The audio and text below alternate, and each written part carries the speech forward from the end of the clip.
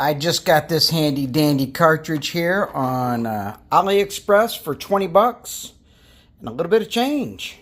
The SuperEverdrive SD card goes in the back. It comes preloaded with a bunch of ROMs, so I don't have to worry about doing that myself. At least I hope I don't. I guess it depends on what all they've included. But yeah, let's go check this thing out. Alright, so let's check this bad boy out. It's a very basic menu that comes up on it. Start game, and that starts the last game that you played. Select game, obviously we select games there. And options.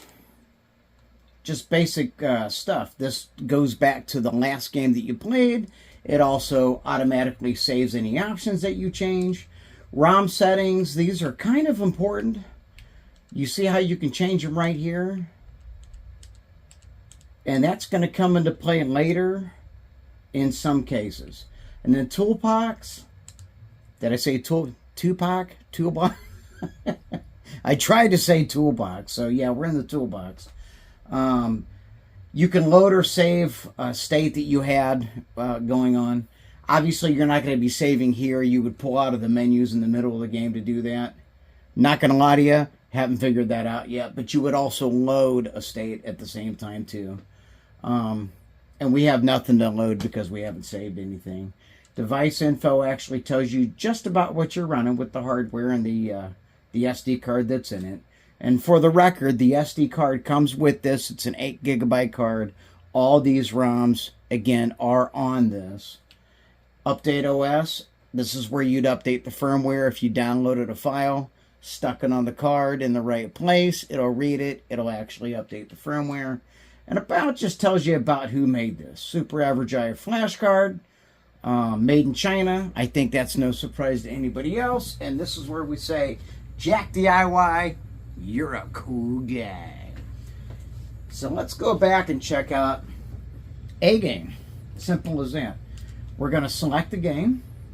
And as you see at the beginning of the menu, we've got all the USA stuff, all the European stuff, and all the Japanese stuff in alphabetical order, and starting with a number first for all these folders. And we're going to stick with the USA stuff. I'm going to go with Super Mario World. Everybody knows that. And if you don't like Super Mario World, you have no business playing a Super Nintendo. Anyways, let's go over to that.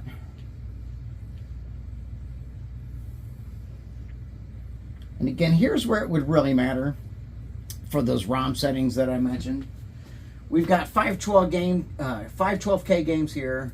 There's a 3 meg game, a 2 meg game, and so on. You're going to have to set the ROM settings if you manually start it, which is by using the start button right here for everything to match. And you don't just go by the ROM size.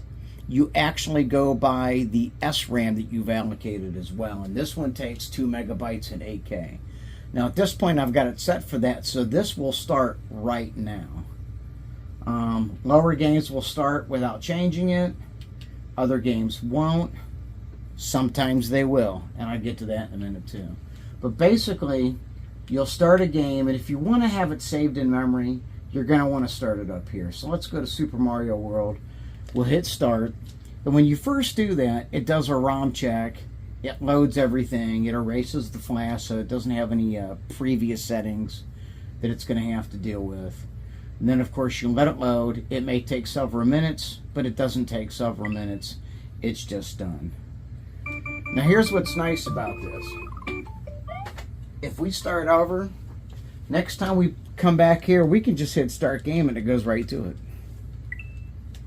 But another nice thing about that is if we had tried to start, say, Super Mario All-Stars, which requires a lot more memory allocation, a lot more space, we could have had those settings wrong, but it would remember that that was the last game that we tried to start. And again, we hit start button to do that. It remembers. I reset this, go back and just hit start game. It'll now automatically change its settings just by hitting start game to whatever it needs. And it'll just fire up a play. You don't even see a loading screen. So that's kind of a way to get around that.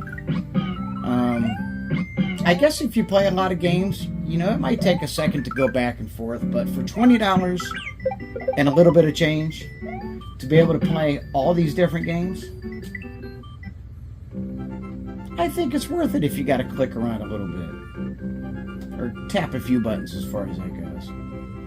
Anyways, I'm gonna get to playing some Super Mario World. $20 on AliExpress. You're a fool if you don't get this before they take it off and you can't get it anymore. Go check it out.